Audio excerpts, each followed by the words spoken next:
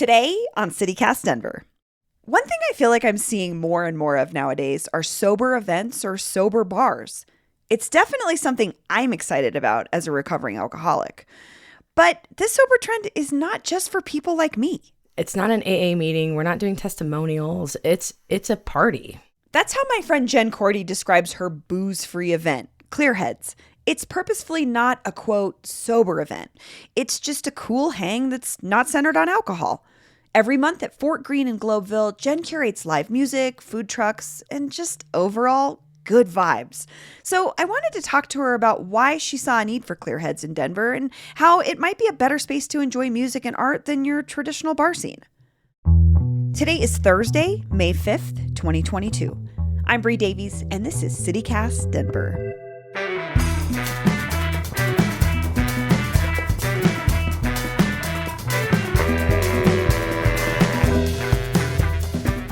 Ready. Okay. Can do this.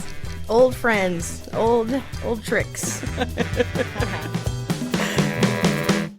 Jen Cordy, welcome to CityCast Denver. Hi, I'm so excited. I'm so excited you're here too. And we're talking about something that's really important to me, and I'm so glad that you're doing this. But you're creating this thing, this space called Clearheads, a booze-free hang. Why did you want to create Clearheads? Well, I mean, would like to be honest. I'm not on my own sober journey. I have not had to go down that route, but I have several community members who have.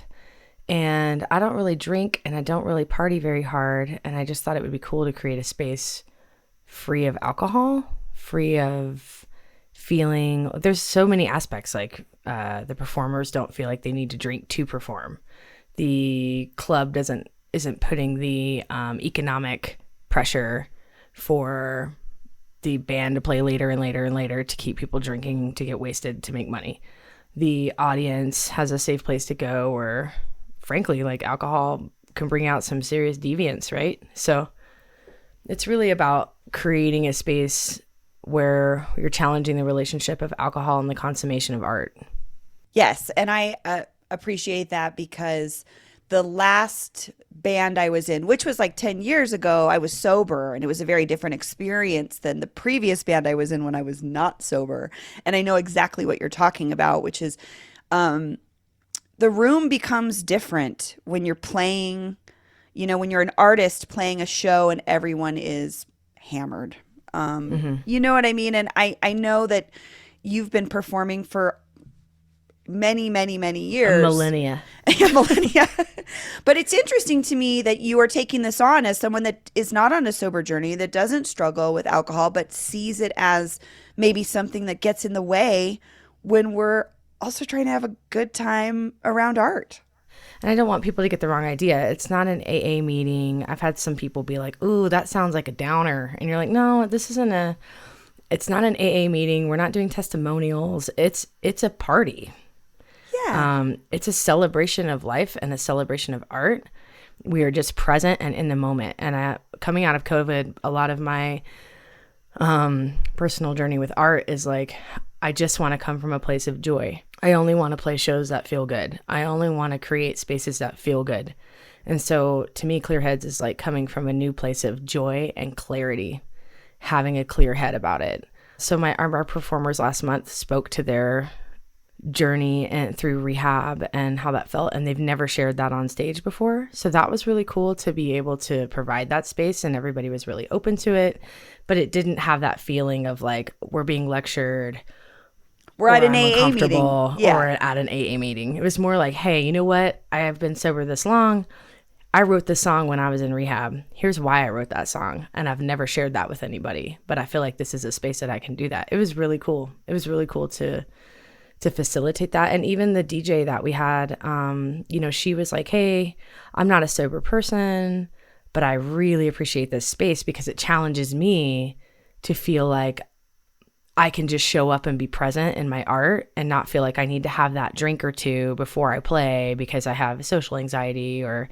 I got to get in my vibe or whatever. Like, I understand that. I used to do that too. I feel like that's part of the culture, right, of music, is being like, oh, we're drinking whiskey and I have my whiskey voice and I'm going to smoke a ton of cigarettes and like that's gonna make me so much better. And when people are like, that performance is great, I can be like, oh, it was the whiskey, you know. And really, to me, music is church. So finding new reverence. I think you're hitting on something that people who are in sobriety want so badly, but also folks who are not, but alcohol just doesn't play a role in their lives. And it's a new place. It's like almost like you're imagining a new space, which is we can get together, enjoy art. We're not focused on alcohol, but we're not even necessarily, we're talking about it a little bit, but it's also just like, I can go to this event and not feel pressure to do something or feel pressure to get drunk or, you know what I mean? Honestly, it's a day party, right? It's like from noon to 4. Mm-hmm. It's also all ages. Like I made it that way. So like people who, under 21-year-olds have nowhere to go to experience music. Kids, or elderly people, you know, like families. Families, anybody. Yeah, exactly what you're saying. Creating a new space without it.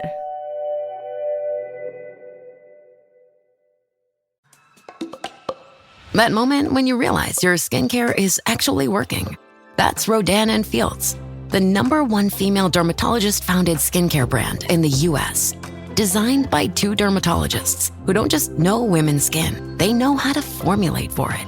Rodan & Fields, love what you see. Tap the banner or visit rodanandfields.com/Spotify to get your exclusive welcome offer. So I have to ask you, this event, Clearheads, was created in part because you secured a grant so you could make sure that you could pay DJs and pay artists and bring food trucks in and make sure that they make enough money. But you're still hosting it at a bar at Fort Greene. I just wonder, how did you get a bar to sign on to a booze-free event? Well, Eleanor at Fort Greene is amazing. I chose Fort Greene because, you know, Eleanor, we had a long conversation. Eleanor wants Fort Greene to be a community space. That's important to her. It's also a historic building. It's been around since the 1800s. It's in a historic neighborhood. It's women owned. There's like 4 people that work there. And that's part of the goal, right? Every aspect has intention. So what's the intention? The intention is to help a small space that really struggled during COVID and still needs support and also wants to be a community member. So I don't look at Fort Greene as a bar. It also doesn't feel like a bar. It's got a really cool aesthetic. Like I've had some people tell me they've gone to some sober bars in town and it was really triggering for them because it felt like a bar. It felt like a club. Like there's, you know, non-alcoholic wall of spirits and they just felt very triggered, like they were back in the club. And that's not what I want. I wanted a safe, comfy place. And Fort Greene just feels like the coolest grandma's house ever. It does. It's got these rooms in a house feel. It has a wonderful little patio. Mm-hmm. It's decorated beautifully. You're right. Even though it is a bar on paper, it's not like you're saying it doesn't have a wall of booze behind it. That's so amazing. And I never made that connection until you said that. It's the kind of place, I don't know, you were speaking earlier about people being in a bar not drinking, and like I can't tell you how many times when I'm about to perform or just got done performing, they're like, "Can I buy you a drink?" And I say, "No, I don't really drink. I'm cool." And the question is always why. Yeah. Right? And you shouldn't which have is crazy to have to me. why. It's kind of it makes me feel like when people are like, "Do you want to do some heroin?" And you're like, "No, I'm cool." And they're like, "Oh, why?" Like it's just as dangerous. It's just as, you know, but if you say like, "Do you want to smoke weed?" and someone's like, "No," you're like, "Okay, cool." But alcohol is very hard thing for folks to understand that some people just don't drink or drink that much or have a reason. You know what I mean? Like I'm on the opposite end of it in that sometimes I get asked that. It's very rare anymore. It was more when I first quit. Push. Why? And I'm like, do you want me to talk about being an alcoholic? Because it's going to make you real uncomfortable. Yeah, we're going to go there real quick. Why can't we just hang out in a space and say, oh, yeah, I'd love a Coke. I'd love, you know what I mean? I'd love a kombucha. Mine's pineapple juice and soda water. Yes. Well, and more bars are figuring that out. that some people just are there to hang out and don't want to drink, but still want an option that's not tonic water or soda water off. Soda water and bitters, like for the love of God, like soda water and bitters. That's the thing. Like at Fort Greene, you know, they have a classic cocktail menu, and she's like, we'll make it a mocktail menu. We'll curate mocktails for you. And that's part of it, is like, it's an experience. Everything's an experience. It's not, hey guys, come over here and you can buy a kombucha or a soda water or a Pamplemousse LaCroix. Right. Though I will say that is quite an upgrade from like 10 years ago when I literally couldn't get anything but a Coke. Or, I mean, I'm a tonic water drinker because I'm a weirdo. But that's gross. It's gross. I know it's gross. So it's great when places go the extra mile to create options, because the other thing is too, Jen, I'm walking into a place, I'll spend money. I just want to have something to spend money on that's worth my money. So I hope that you are laying the groundwork for other bars too, to also see this as a viable thing, but for the community to support it too and say, you know what, I want to go out on a Sunday. I don't want to go out and get day drunk. I want to go out and see some music. I'm going to go dance. I want to go dance. And I can spend $25-$50 on a nice, like, honestly, I'll pay for a nice mocktail. I love a good mocktail. I love a good mocktail. Do you think that, I think you're part of a wave of sober focused events, or the underlying current is sobriety, or just a sober space. Do you think we're going to see more sober spaces in art and music in the future? Yeah, I mean, I think I'm also hearing the term float around, sober curious, which is interesting to me. I feel like the word sober has such a heavy weight to it that I don't want to say. That's why I called it a booze-free hang. I didn't want to say a sober hang, because then people immediately get like, ugh. I don't want to go to that. That sounds boring, or that sounds heavy. Sobriety's heavy. And it's like, no, sobriety doesn't have to be heavy. It's a new way to be present in life. I also think that that younger generations, I'm almost 40, so younger generations don't want to drink. They're living a way healthier lifestyle than we are. And if you can offer that, like I said, if you're going to Lost Lake or Larimer Lounge or whatever, and you can get something other than a tonic water, it would be cool. I think it would you can, like I said, you can still make money. Oh, 100%. I also like your emphasis here on booze free, because I agree. Sobriety is heavy. Also, people that are sober often don't want to talk about it. We just want to be out in the world. But then there's also folks like you who are just like, I don't know, I'm just not drinking. I just don't, it's not, it shouldn't be a black or white either or. It's just like, it's just not. So how do we make that not the focus? We have a booze-free hang. Yeah, it's booze-free hang. Like I really had to think about that. I talked about it a lot with Eleanor, not wanting to use the word sober, because again, it's sober is somber.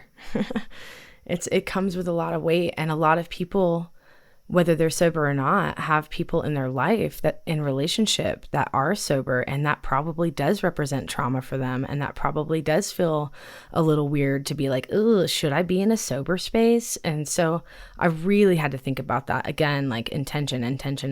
What is your intention? The intention is to be like, yo, there's no booze here, and we're gonna dance our butts off. Sorry. Oh, you can cuss. It's okay. Okay, cool. And dance our asses off, and in the sunshine. In the bright of the day, you know, with each other, like let's get out of the darkness, like learning to dance in the light. Well, Jen Cordy, thank you so much. This was lovely. I appreciate you. You're a lovely human.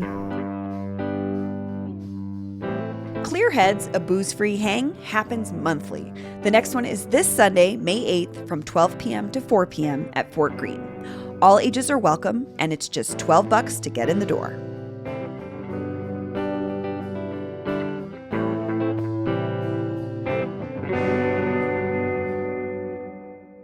And here's what else Denverites are talking about. The Cinco de Mayo Festival is finally back. It's been gone for the last 2 years because of the pandemic, but it makes its return this Saturday and Sunday to the partially reopened Civic Center Park. Bring the family down for some live music, delicious Mexican food, and folklorico dancers. Plus, catch the parade on Saturday from 11 a.m. to 12 p.m.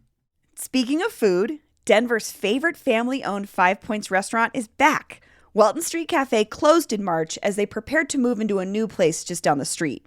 They're not quite ready to show their loyal customers the new restaurant just yet, but in the meantime, the Dickerson family is serving takeout from a commissary kitchen at Park Avenue West and California Street. So go get your black-eyed peas, collard greens, and the best fried chicken in town.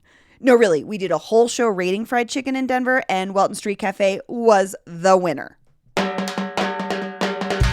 That's all for today here on CityCast Denver. If you enjoyed the show, why not take a minute to tell a friend about us? Rate the show wherever you get your podcasts and subscribe to our morning newsletter, where today, Peyton has even more Cinco de Mayo celebration recommendations for you. We'll be back tomorrow morning with more news from around the city. See you later.